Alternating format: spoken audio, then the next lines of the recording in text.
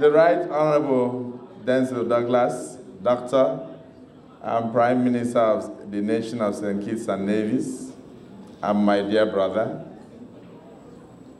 the Deputy Prime Minister, my brother, Ambassador Haruna, of course, members of the Cabinet of St. Kitts and Nevis, Your Excellencies, members of the Diplomatic Corps, the President of the Nigerian community, and also especially the Akwa Ibom community, Dr. Basi,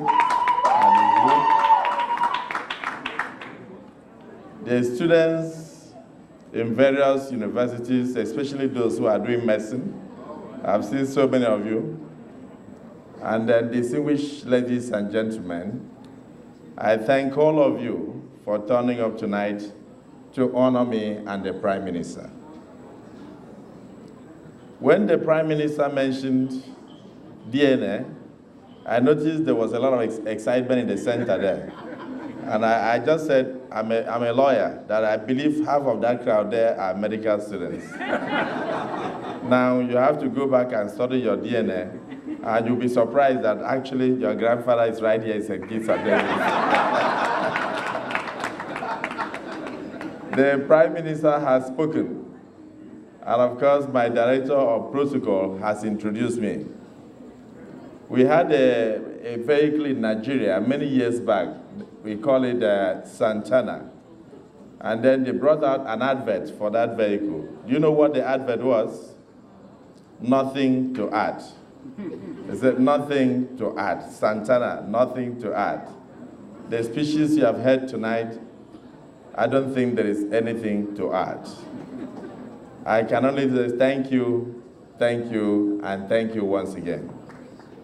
Let me start from the Nigerian communities at Kitts and Nevis. May God bless all of you. Yeah. Your speech was wonderful, and your requests, I attempted to jot so many of them down. And when I go back, I assure you, I'll be your ambassador over there. I'm going to make sure. You talked a lot, in fact, about the visa renewals, and when the passports expire, you have to travel to US or travel to United Kingdom and all that. I had taken up those issues with the ambassador who came in from Trinidad and Tobago. And I'm assuring you that in the next few months, he should have concurrent jurisdiction over this area. And I'm going to make sure of that. For those of us who are Nigerians, we're a little bit emotional about the relationship with St. Kitts and Nevis. Because, of course, when I came here, I could drop my jacket and move on the street like any of you. There will be no difference. Am I right? Yes. Because my color is not different from yours. And that is why my DNA is the same as yours. I need to apologize. I don't know what happened to our grandfathers that they sent you here. I don't know. I don't know. But thank God I have found you. And I'm not going to allow you to be alone. My assurance to you is that I'll bring more Nigerians here. Definitely, even on this trip, I would have brought a lot of Nigerians. It's just that politically, we had a bit of a raised temperature because our parliament, our national parliament, resumed just yesterday. Even the Deputy Senate President would have been with me, and many members of the ruling party were supposed to come with me. But of course, you know, when parliamentarians have been aware for over 2 months on returning, they have to find a little bit of mischief. and so the political temperature was heated. And I told my president, Dr. Godswill Akpabio Jonathan, that I must honor this invitation because I know what this means to our two countries. We must improve on our cultural ties. We must improve on our economic ties. And for the Prime Minister, the passion with which you pursue anything that can bring in foreign direct investment into your country is something that is worthy of emulation. I congratulate you, sir. When I was listening to you, and of course, having watched some of the things you've done since your assumption of office, I know that normally you have elections now and then. But in my state, After about 4 years, I went for a re-election, which I won. But the campaign manager, a former governor, made a statement on the podium. He said, when Chief Dr. Godswill Akpabio, that is the governor, you understand? Oh, by the way, I said if I wasn't going for re-election, I would have voted for Chief Dr. Godswill Akpabio. That was me. Because I believe he had done so well that I would have voted for him.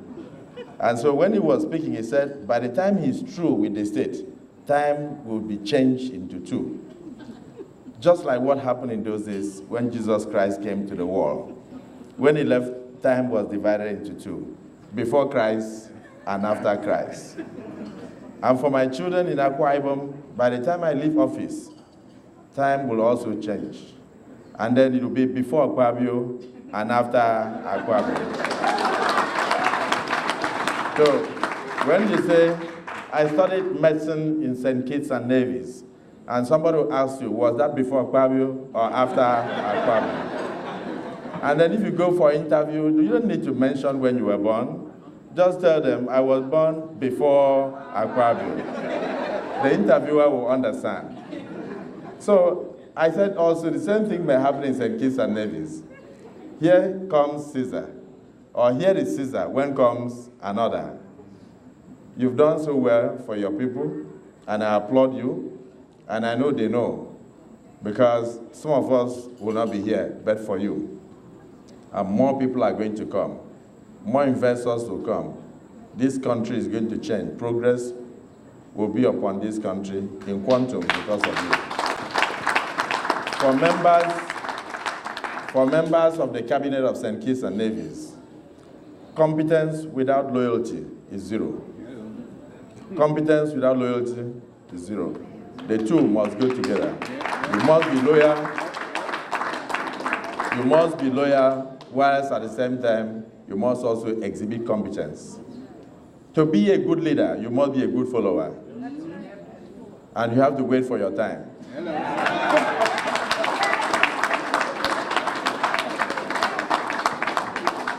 You have to wait for your time. And time is very important in life. I know when I was going in for the office of governor, I had a good friend who came from the United States, and he came to my house. He said, Godswill, you know, they saw a vision in the church that I was going to be a governor, so I will be running. And he thought I was going to discourage him. I said, no, my brother, it's important. It's a good thing to run. But go back to the pastor and tell him to tell you the time. Tell him what year will you be a governor. Because if the Holy Spirit has said you will be a governor, you have to find out the year, because I know that next year I'm going to be sworn in as governor. That is why if you take a product to the market, time is very important. In my part of the world, we have rainy seasons. So if you're a good salesman, you carry umbrellas to the market during that time. And of course, they will go very fast. But during the dry season, you take umbrellas, the people will greet you and pass. And so for politicians, I would like them to wait for their own time and to support this gentleman, this Prime Minister, who still needs a lot of time to do more for his people.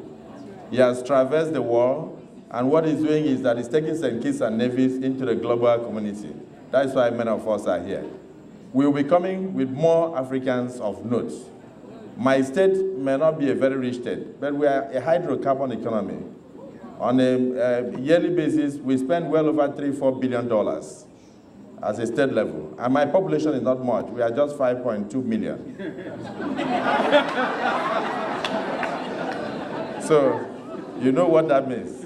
So if you decide that during your next election, I should come with 10% of my population to support him.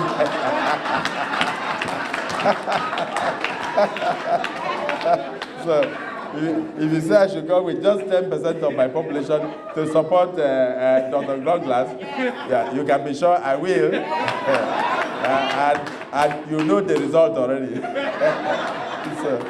But on a more serious note, I must say that I'm very privileged to have a good friend like him.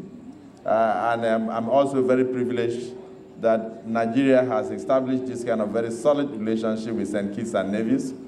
And for my dear children from Nigeria, hi. I need to talk to you. Will you listen to me? Yeah, you know, there was this German philosopher, Frank Fanon. You know what he said? He said, what a beautiful thing youth is, but what a pity that it is given unto children. What a beautiful thing youth is, but what a pity that it is given unto children.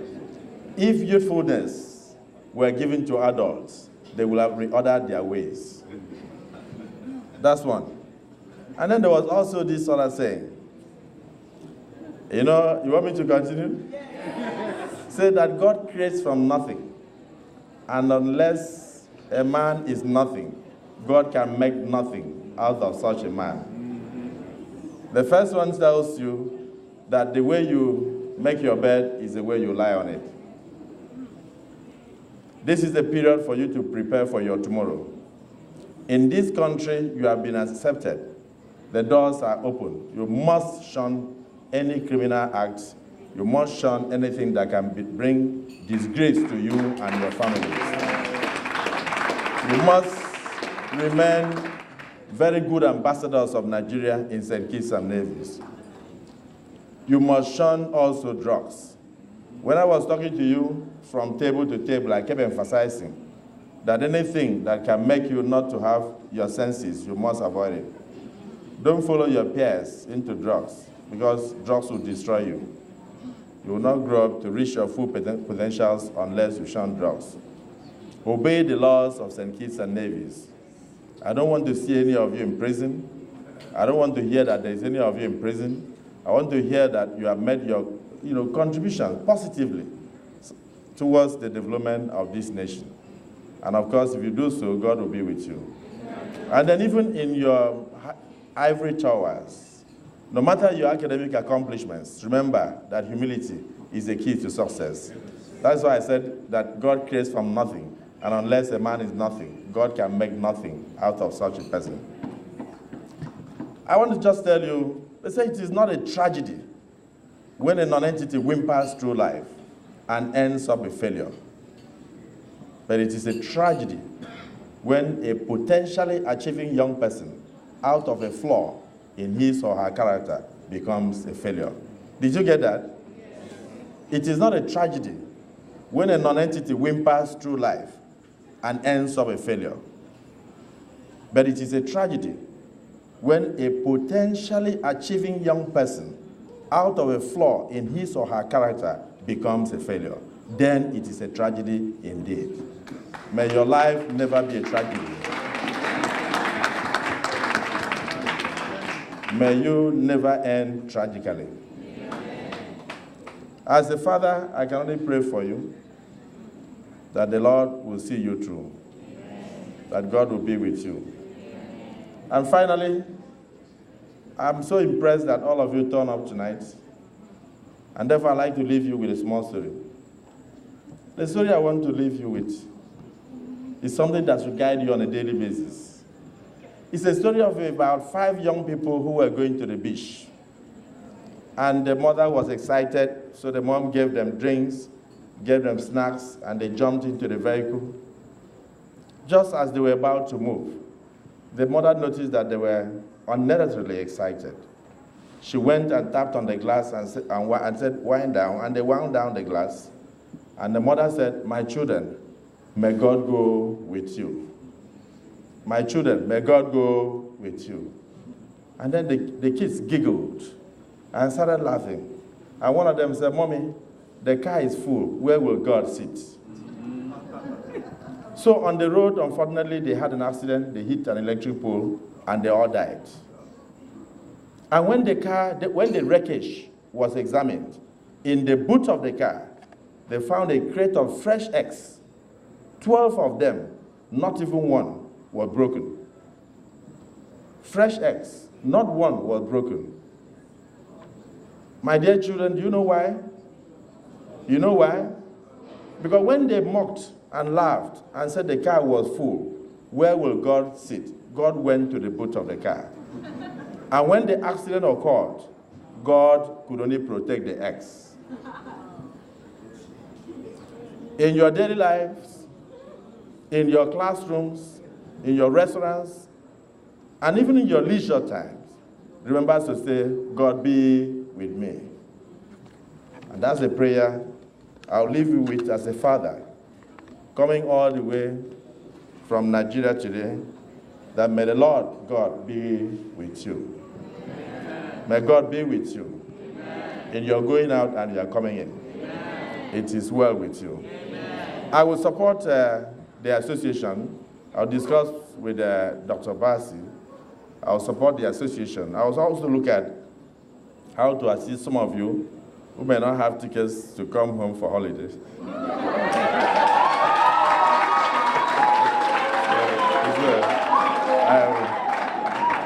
I'll probably, maybe we may have to look at individual cases, right? Because not all fingers are not equal, right? And then, of course, the association. So, I don't know, it's not allowed in St. Kitts and Nevis to make public donation. So, I wouldn't do that. But for the association, I can give you cash of $10,000 just for the association to hold. Then I'll try through you to discuss with the students, so I know those who have problems and those who have issues, so that the ones we can do grants, we do grants. The ones we can do a bit of scholarship, we do so. But I'm pledging now that I will support some of you. And I can tell you that, of course, you should expect that. Here is a governor of Uncommon Transformation.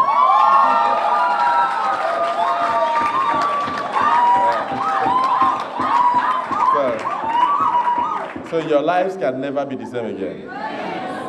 So finally, I thank you so much on behalf of my wife and members of my delegation. And I pray that the Right Honorable Denzel Douglas, Doctor, Prime Minister and his cabinet, whatever you touch, God will bless. Amen. Of course, your people will see the need to re-elect you to complete your good works. I don't know when your next election is coming, but I can see victory on the way. And for our two countries, we can only say that things are turning around for the better. Nigerian students, are you there? Yes. Let's sing a little song for Dr. Douglas. I can see everything turning around, everything turning around, everything turning around for our good. I can see everything turning around, everything turning around, everything turning around for our good. I can see everything turning around, oh, turning around for our good. Let's stop there for a while. I thank you so much. I thank you so much, and I love you all.